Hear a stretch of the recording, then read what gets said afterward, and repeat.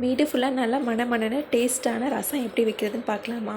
இப்போ ஒரு பெரிய நெல்லிக்காய் சைஸ் அளவுக்கு புளி எடுத்திருக்கேன். அதில் 1/4 டீஸ்பூன் மஞ்சள்தூள் சேர்த்து கொஞ்சமாக தண்ணி சேர்த்துட்டு இதை அடுப்பில் ஒரு 2 மினிட்ஸ் சூடு பண்ணி எடுத்துக்கலாம். நீங்கள் முன்னாடியே புளியை ஊற வச்சுருந்தீங்கன்னா இந்த மாதிரி சூடுபடுத்தணும்னு அவசியம் இல்லை.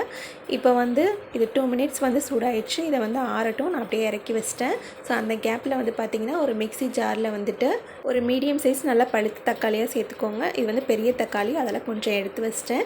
இப்போ இந்த ஸ்பூனில் ஒரு 1/2 ஸ்பூன் சீரகம், 3/4 ஸ்பூன் மிளகு சேர்த்துக்கோங்க. ஒரு காஞ்ச வரமிளகாய் சேர்த்து நல்லா அரைச்சிட்டு வந்துடலாம். இதை அரைச்சதுக்கப்புறம் ஒரு 5 பல்லு பூண்டை லைட்டாக பல்ஸில் அடைச்சி எடுத்துக்கோங்க. இப்போ இந்த புளியை நல்லா கரைச்சி எடுத்துக்கலாம். இந்த புளி கூடவே பார்த்திங்கன்னா கருவேப்பிலை, கொத்தமல்லி அதையும் நல்லா கசக்கி விட்டுக்கலாம்.